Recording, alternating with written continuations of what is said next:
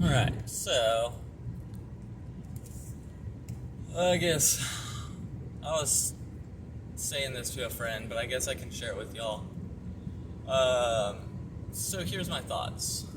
Uh, I really struggle with dating and I guess just human interaction in general, but tell me if any of you relate to this. But like, okay, so the last three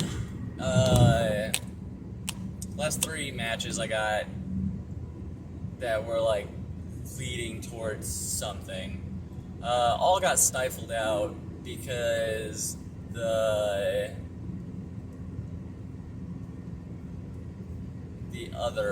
match felt like I was too disinterested, or that I was just completely disinterested, and so they just stopped responding. And that was three separate ladies, three separate experiences. All of them got the same feeling. Now, I want to go ahead and say this. It's true that I have been using my schedule as a coping mechanism, but we'll get into that in a second. But like interest. Okay, so like, how do you show interest in a I don't know, potential whatever the fuck that is, like relationship or romantic interest? How about that? So like, flirting, right? So like, that's how you show interest. You flirt. You give them your time. You show them attention. You show them affection. And that usually gets the point across pretty well. Well, sorta, because like, we've kind of bastardized that now, haven't we? Like, so flirting for guys has become this whole... I mean, the pickup culture has completely fucking bastardized it to a point beyond recognition. So, like, you, as a guy, you go up to flirt with, a cute girl or whatever, and, like, if she's not interested in you, then you're immediately labeled a creep, a weirdo, a horn dog who's always thinking about sex, who's just trying to get into her pants, yada yada yada. And it's like, no, I was playfully trying to show you interest. But you can't convey that through flirt anymore. And I mean, any sane human being is pretty quickly put off by the, Vulcan-like conduct of, hello, I am interested in you. Like, that's some shit that's never gonna get you laid. And so, like, so what do? Like, you can't, like, how do you convey interest in these modern times? And I mean, personally, I have opted to be gentlemanly and give space instead of being pushy and persistent and, like, aggro about getting a woman's attention. And so, like, well, how does a woman respond to space, to understanding boundaries, to respecting boundaries? How do women respond to that? Well, they go, he must not be interested.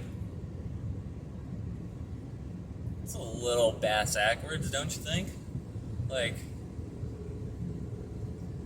so, I don't know, I guess I've opted to be I would rather be misconstrued as a disinterested gentleman than be I don't know, like, then be labeled a fucking creepy, rapist, like, aggro pickup bro just trying to get in your pants. Which is a pretty fucked up state of affairs.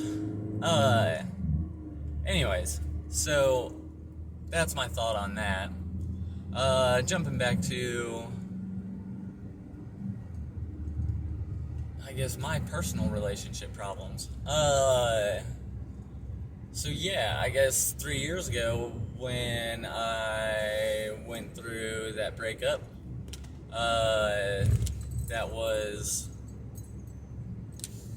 a really hard breakup for me. And I learned that no one is going to be there for me more than me.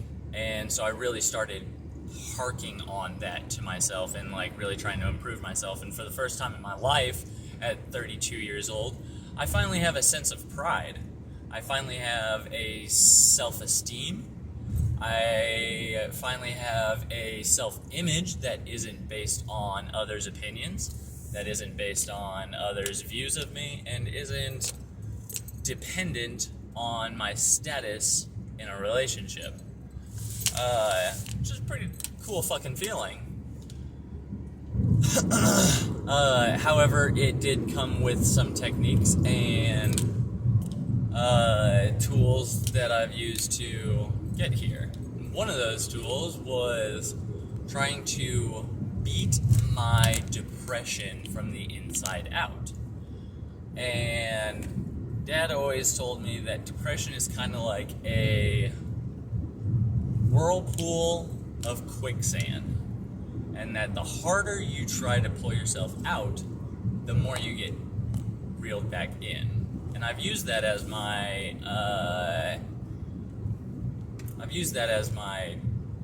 guiding light in how to beat this.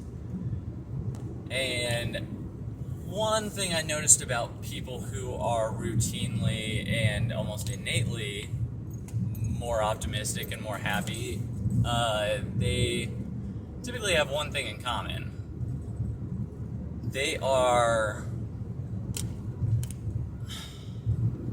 Well, okay, I'll say this. They have a sense of success. They may not be successful, but they have a sense of success where they can define their own success and be content with it.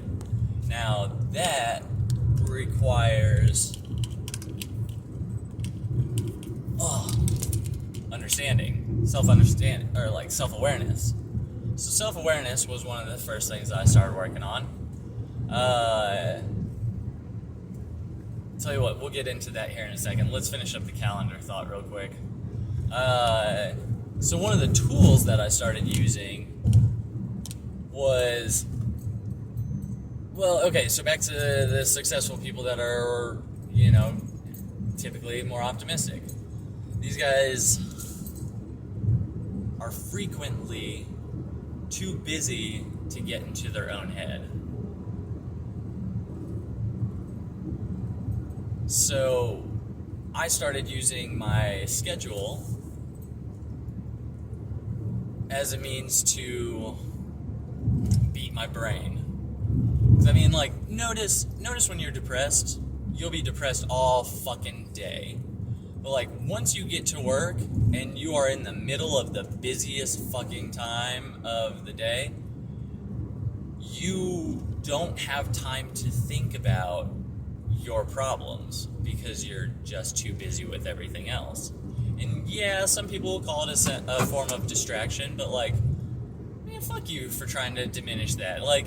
It's not a distraction if you're using it to go somewhere. Then it's a tool. Don't diminish it. Don't take away that power. So I started using that.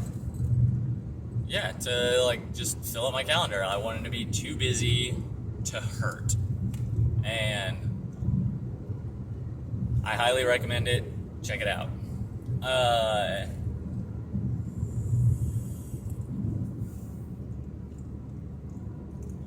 yeah, so then, like, I developed my sense of...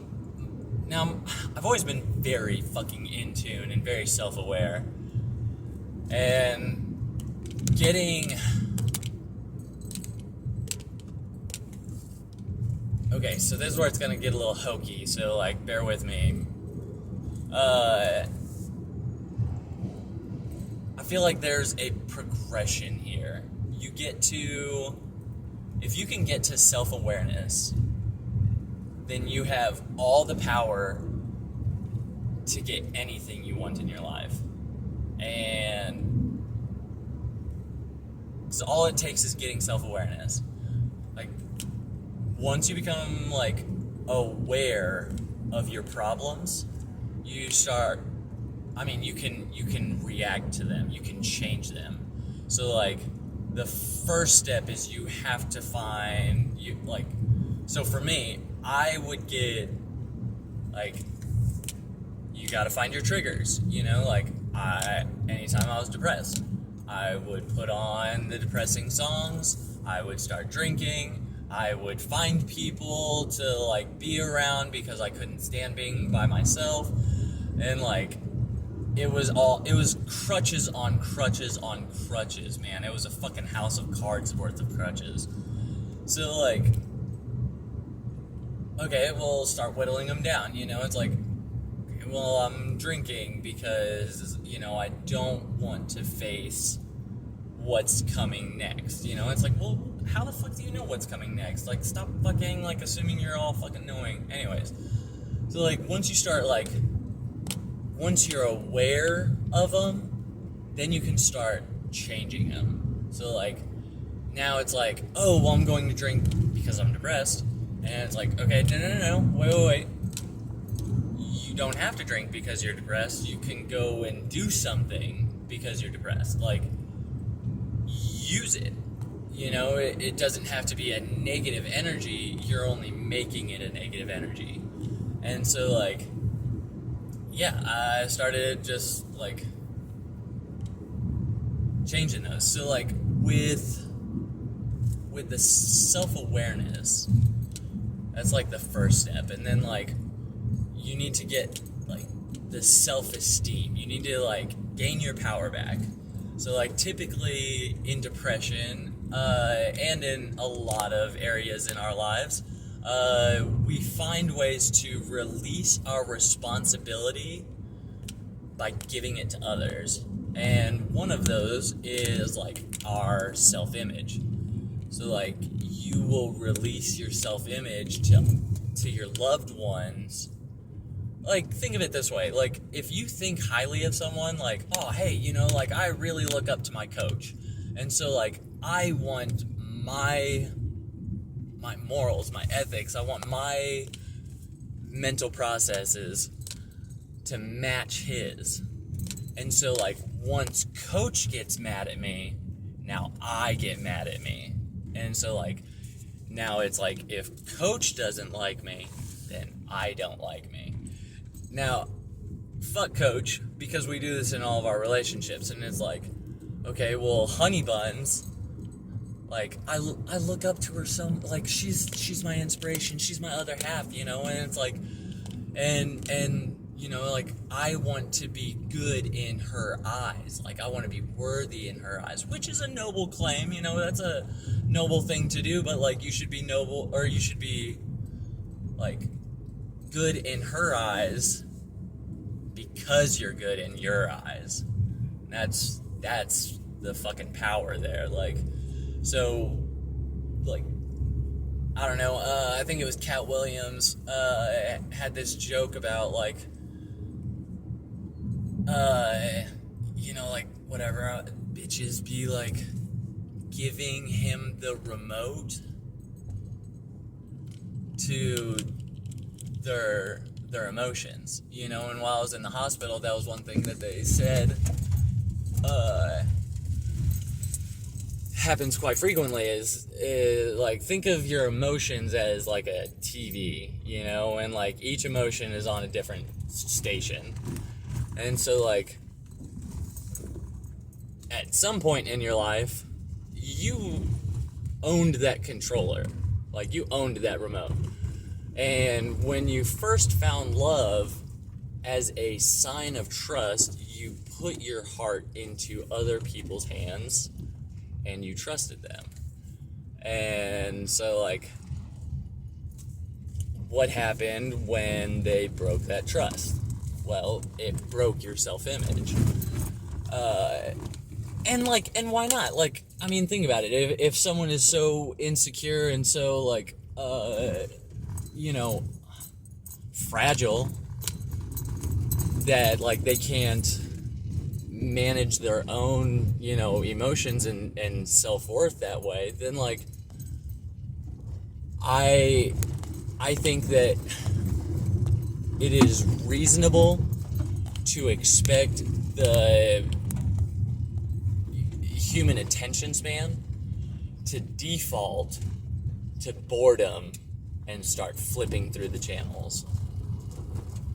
And so, like, that's what happens. I mean, like, whenever you get into fights, whenever, like, the relationship is coming to an end, and, like, you just feel it every fucking day, like, they're just fucking with you, It's like, everyone's had that. Like, they're fucking with your emotions. Yeah, because you let them. Like, you gave them the power to fuck with your emotions.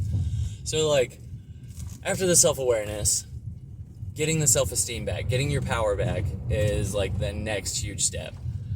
So, like, once you get that power back, now you've got the resources, man. Now you've got, like, the momentum. You got the fucking ball rolling. So now it's, like, it's time to, like, reclaim your potential. Now, like, you remember when Grandma used to say, like, oh, you've got so much potential. You're going to grow up to be a bright young kid. And, maybe not everyone had that, but, like, guarantee you someone along the lines has said that you have great potential. And it's true. Everyone has huge potential. And I honestly believe that it is your moral obligation, it is your moral and ethical duty to live up to that potential. Because when you're not, you are doing a massive disservice to the entire human race. And so how do you reach your potential? Well, now that you have your self-esteem and your self-awareness, you can start checking out things like, what brings you joy? What things in life are just exponentially, like what drives you to do the things that you do? Like, a friend of mine, super fucking, like, empathetic person. Like, she subconsciously will take, like, she literally has, like, no problems in her life. She has, like, great fucking self-esteem. Like, she's got great fucking, like, job. She's really got her shit together. You know what her problem is? Her problem is caring too much. She will take on other people's problems as her own and then get roped into their drama in their life. So, like, how about doing it in a healthier way? So, like, I think that, like, if you are that empathetic to people, use it. Like, do something good with it instead of just getting, like, caught up in some petty, like, drama bullshit.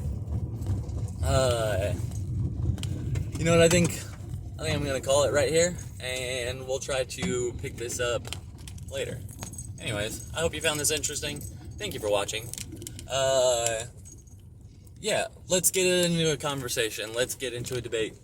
Let me know what you're thinking in the comments. Yeah, thanks for watching. We'll see you.